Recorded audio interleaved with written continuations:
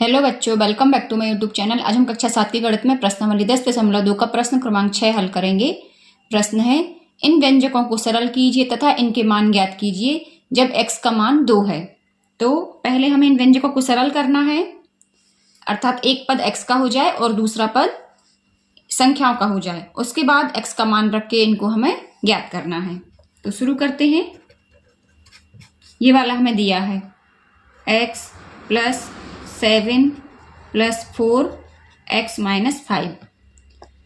तो x + 7 ये तो वैसे रहेगा, प्लस 4 का अंदर गुणा कर देंगे तो 4x - 4 पंचे 20। ये हो जाएगा x धन 4x, x वाले साथ में लिख लेंगे। अब बिना x वाले अचर पद हैं, धन 7 ऋण 20। तो ये हो जाएगा हमारा 4 और 1 5x। ये देखिए 20 में से 7 गए, 13 बचे। अब ये 13 कौन से आएंगे, धन के या ऋण के?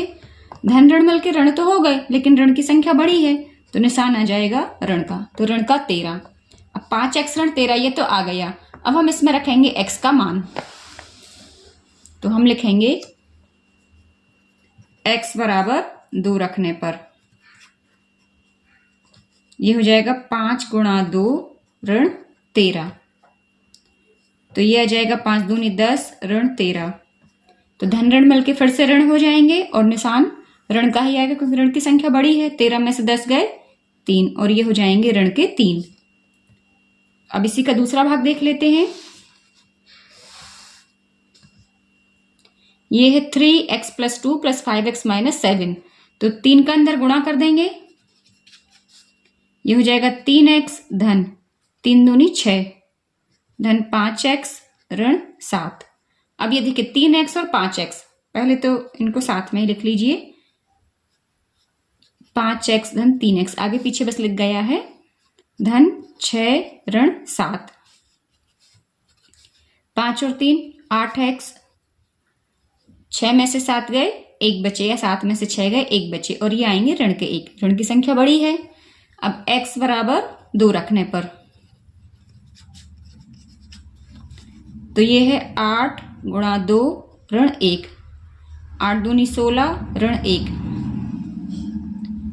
16 में से 1 गए 15। तो ये आ जाएगा इसका आंसर। अब इसी का पार्ट 3 है। ये हमें दिया है व्यंजक। तो 6x धन 5x - 2।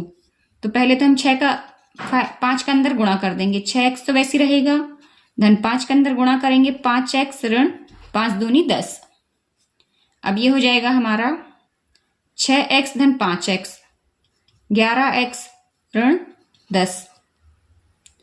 तो अब x बराबर 2 रखने पर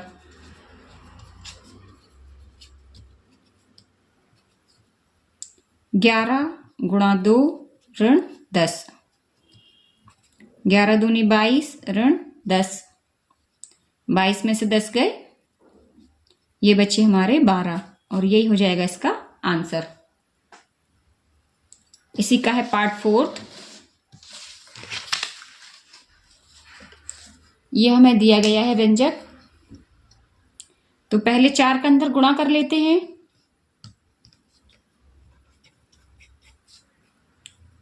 चार दूनी 8x ऋण 4 एकम 4 धन 3x धन 11। ये देखिए 4 का पहले 2x में गुणा किया, फिर 4 का हमने 1 में गुणा किया, तो ये 8x धन ऋण 4। निशान वैसे रहेगा जो भी निशान है। फिर 8x और 3x इन दोनों को जोड़ना है। पहले तो इनको साथ में लिख लीजिए, 8x धन 3x। अब ये ऋण का 4 और ये धन का 11।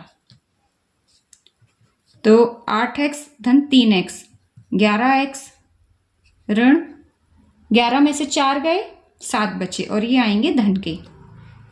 अब x बराबर 2 रखने पर तो ये हो जाएगा हमारा 11 × 2 धन 7। 11 दूनी 22 धन 7। 22 और 7 29। ये हो जाएगा इसका आंसर। तो इस तरह से बच्चों प्रश्न क्रमांक 6 के सभी भाग हल हुए। कहीं कोई प्रॉब्लम हो आप मुझे कमेंट्स में पूछ सकते हैं। फिर मिलते हैं नेक्स्ट वीडियो में, तब तक के लिए जय हिंद, वंदे मातरम।